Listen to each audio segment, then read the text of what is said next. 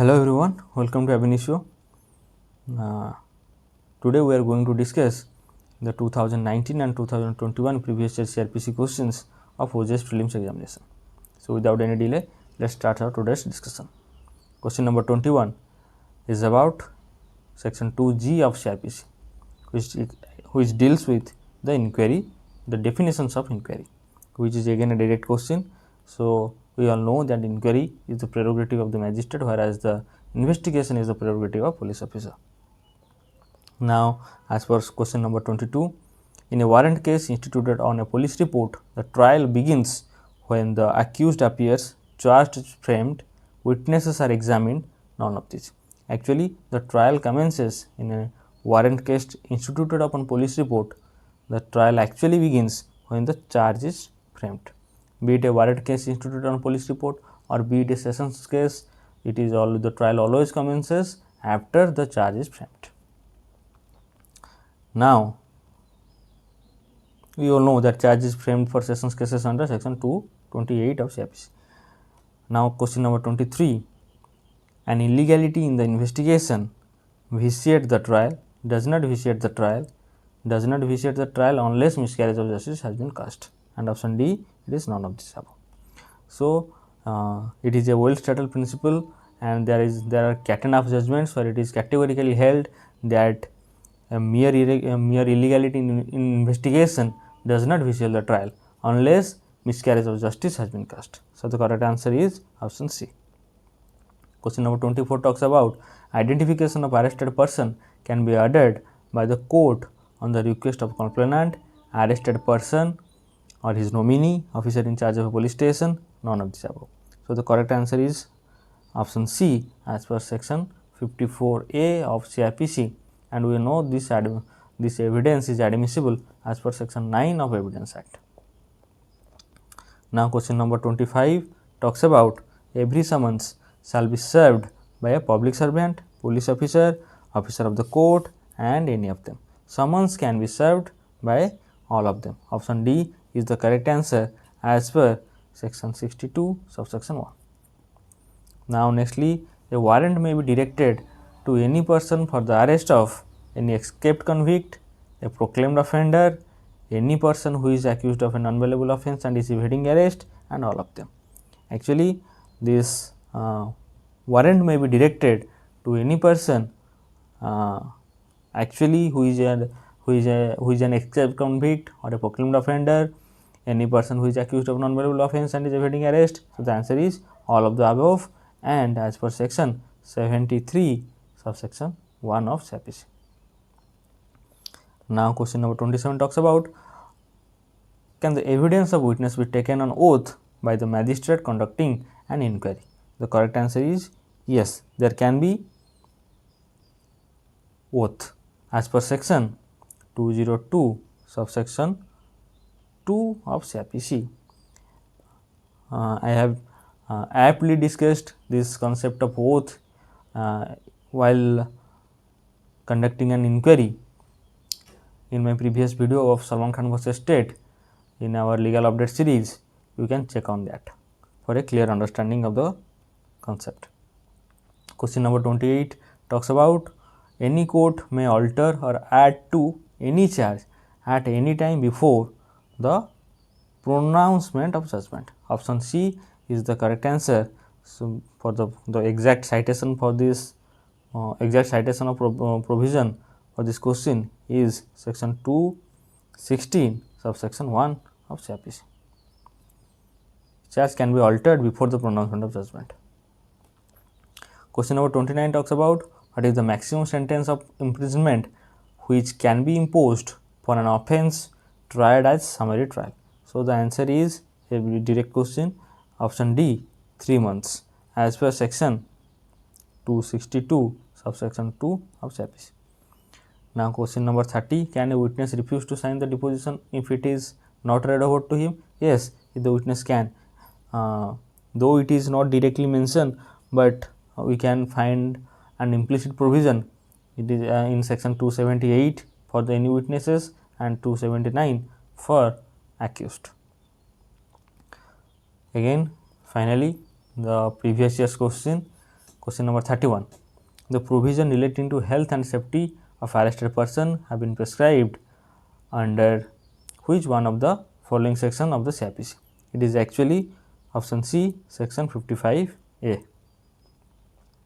Question number 32 talks about under section 167 of CrPC, the magistrate can authorize the detention of total period of 90 days during investigation in cases of offence punishable with death, imprisonment for life, with imprisonment for a term not less than 10 years. It is actually option D, all of these. For all of these offences, the magistrate can permit a detention or authorize a detention up to a total period of 90 days in judicial custody. Question number 33 talks about, and the exact provision for this detention is that section 167 subsection 2 AI. Now question number 33, what does the expression transit remand denote? It is being asked various times in the OJS preliminary examination, so you need to be very careful while dealing with this question. So it is taking out an accused by police from one state to another state. Section 80 or somehow section 167 is also implicit in this regard, but option C is the correct answer to this question. So question number 34, a police officer is duty bound to register cases on receiving information of cognizable offence. Reliability of information is not condition precedent for registration. The above rule is incorporated in. It is again a direct question. As per section 154, it is mandatory to register an information if it discloses a cognizable case. But if it is regarding a non-cognizable case, it will be dealt under section 155 of CrPC. Question number 35 talks about all evidence in inquiry or trial shall be taken in the presence of accused. Again, this is a direct question. Under section 273 of CrPC, the presence of accused during trial is mandatory one, unless it has been dispensed with by the magistrate or judge under section 205 or section 317 of CrPC. Now question number 36, which one of the following offences a chief judicial magistrate cannot try it a summary trial? Again, this is also a direct question from section 260 subsection 1 II. It is given that theft where a value of property doesn't exceed 2000 rupees. Yes, this can be done summarily, but the option B cannot be done summarily. The rest of two can be done summarily. So the correct answer is option B. Now question number 37, the power to grant anticipatory bail under section 438 of CrPC vests with court of magistrate, only in court of session, only in high court, both the court of session and high court. Some people misunderstood it with the high court and option C, but the correct answer to this question is option D. The anticipatory bail is not actually the prerogative of high courts, but it rather lies with the court of session also. Let's have a look on section 438. Report 438 लिखिला, when any person has reason to believe that he may be arrested on an accusation of having committed a non-bailable offence, he may apply to the high court or the court of session for a direction under this section. So this power of granting anticipatory bail lies with court of session as well as high courts. So question number 38 talks about which one of the following section of CrPC deals with high court's power of revision. Again, it is a direct question, so section 401 is the correct answer. Question number 39, D.K. Basu versus State of West Bengal is the case dealing with, again this is a very famous leading landmark judgment. It deals with the arrest of persons. Option A is the right answer. Read the following statements. Provisions for plea bargaining are contained in chapter 21A of the CrPC.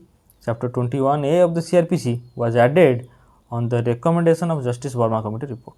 Actually, option point 1 is the correct one. Plea bargain indeed contained in chapter 21A of CrPC by way of an amendment of 2005. It came into force, but Justice Verma Committee report is not the correct citation for this incorporation of the chapter. It actually came by way of 142nd, 154th and 177th Law Commission report, and as per Justice V.S. Mallimath Committee report. Justice Verma Committee report actually came after the Nirbhaya gang rape case. It specifically deals with the protection of women at workplaces, and it has nothing to do with the plea bargaining. So option 1 is correct, and option 2 is incorrect. So option A is the correct answer. So with this, let's conclude our today's session, and we somehow covered the previous 5 years questions. And next, you tell me in the comment box which portion you want us to cover for your preparation. Thank you.